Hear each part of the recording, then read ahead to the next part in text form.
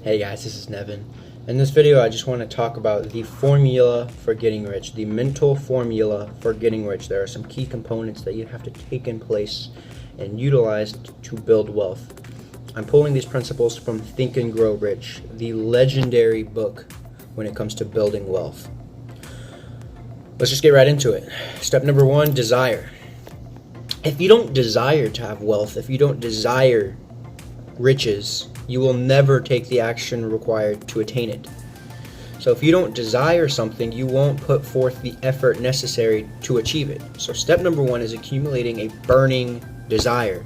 And you can help accumulate a burning desire through affirmations to yourself. That's one way you can help it. Ultimately, if you don't have the desire, you're not going to get started. You're not going to buy Think and Grow Rich anyway. So people who don't have a desire are shit out of luck. Step number two is faith. Faith is extremely important because even if you desire something deeply, if you don't have the faith and the belief that you can achieve it, you will never ever put forth the action to do it. Because if you don't have the faith and belief in yourself, you're going to be the person that says, well, what's the purpose? This isn't going to work anyways. I knew it wasn't going to work. And you're going to listen to the people who hate on you, and you're going to listen to the people who say that your ideas are stupid. You'll let those people speak louder to you than your own beliefs and your own desires. So you have to have faith and belief. Now, how do you accumulate faith if you don't already have it? Autosuggestion. Autosuggestion is literally just repeating the same thing over and over and over to yourself again. That could be affirmations. One of my affirmations I like to use a lot is, I'm so happy and grateful now that I'm making $1,000 per day from selling my leads online. I used to have another agency, or another affirmation, where it was for EcoClean, $10,000 a month, and lo and behold, it happened. Now, it was that 10 grand a month, that is revenue. That's not pure profit, but still, that's the 10 grand a month that my affirmations were. So you need to have affirmations in order to develop faith if you don't already have faith. That is basically one of the only ways. If you repeat something over and over and over and over again to yourself, you begin to believe it. Specialized knowledge. So this is like a, obvious, I guess you could say. If you want to become, for example, wealthy, you need to have specialized knowledge in whatever field it is you choose. Now, you can get wealthy in thousands of different fields. You could choose almost any field you want to choose, and you become wealthy, become top of the line. No matter what field you choose, if you want to build wealth, one of the most specialized knowledge skills you need is the ability to sell and the ability to market. Because it doesn't matter how good your product or service is, if you can't get clients, you're not going to make money. So specialized knowledge. The next step is imagination. Now, your imagination is extremely important because your imagination is what allows you to see images in your mind. It's what allows you to visualize. And it's important because if you're able to visualize your goal, if you're able to visualize what it is that you want to achieve, you can feel and believe that you've already achieved it. And so your subconscious mind picks up on that. It believes that you've already achieved it. And now, guess what? You're becoming that person. It's changing your current state of reality. Your actions are going to start becoming different because you're going to start believing yourself to be different in a different setting. Imagination. Organized planning. This is another obvious one.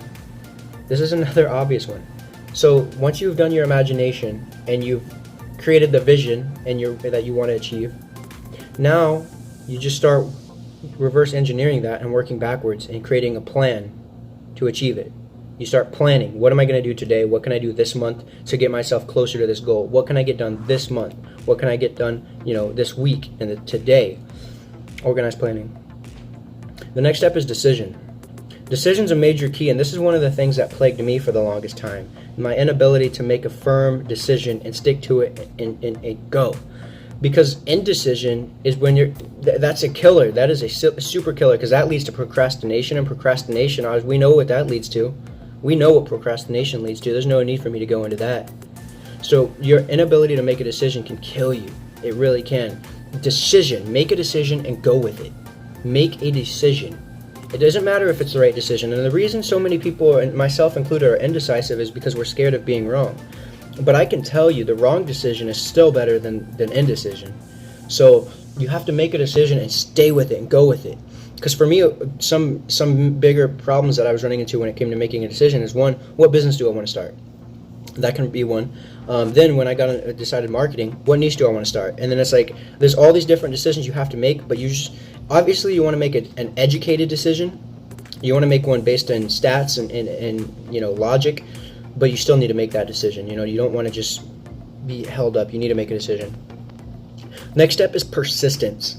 So once you've made your plan and you have your vision and you're doing your affirmations and you have a desire to be successful, you believe it's possible, you have a plan and you're working towards it every day, you're doing your affirmations, you're gaining your knowledge, you're envisioning your future, and you're working towards it, you are going to run into many pitfalls. You're going to run into many, many different failures. This is where persistence comes in. Persistence. Your ability to continue moving forward, even when you failed, even when you think it's not worth it, even when everybody else is telling you you are stupid. Your ability to persist is what's going to rise above. That's what's going to allow you to rise above. Persist. The next step is the Mastermind Principle. So the Mastermind Principle is essentially just surrounding yourself with like-minded people. You are the average of the 5 people you spend the most time with.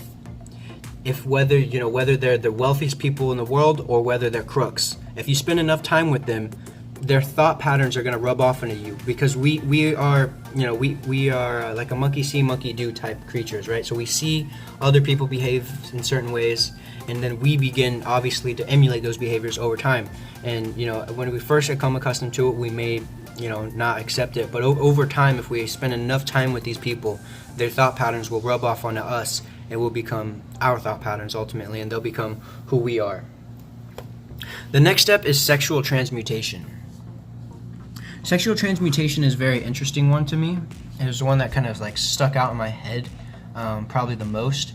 And sexual transmutation is essentially using the same drive that you would have to have sex.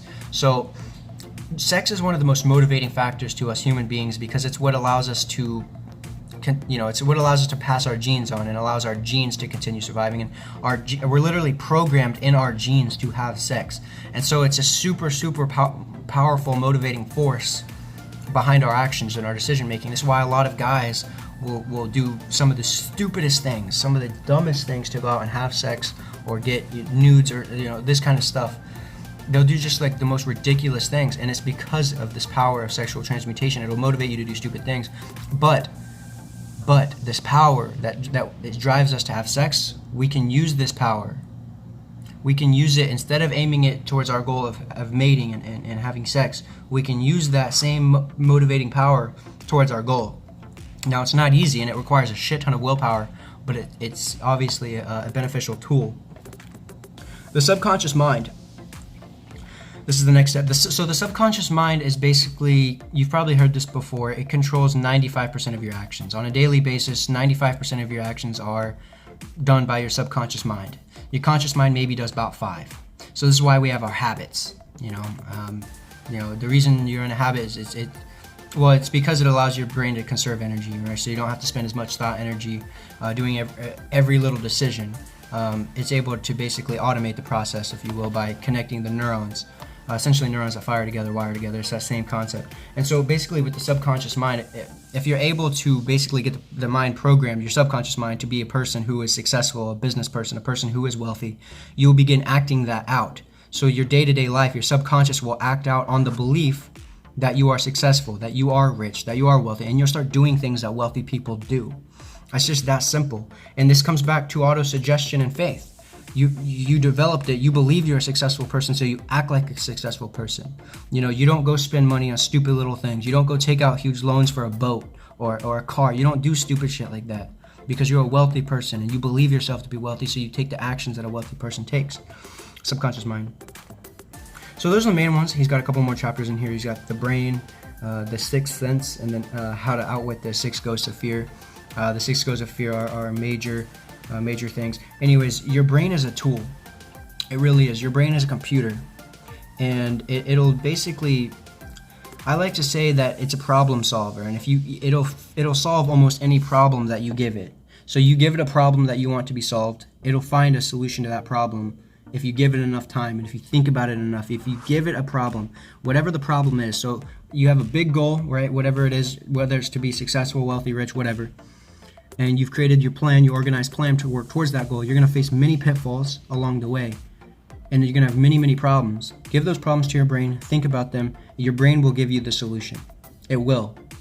You just give it time. And that's basically the gist of it. This book, it goes way more in depth than what I just talked about. But those are like the main principles of success. These are the main core. And a lot of these principles that you talk about, you read almost all these other books, The 7 Habits of Highly Effective People. They talk about a lot of the same things. I was going to use that book, but that book's actually more technical when it comes to marketing. This book, Millionaire Success Habits, relatively similar. And again, habits, that comes to the subconscious mind, that comes to auto-suggestion. That's what it is, guys. That's what it is. It's that simple. It's not simple. Well, I put it this way. It's simple, but it's not easy. Get to work.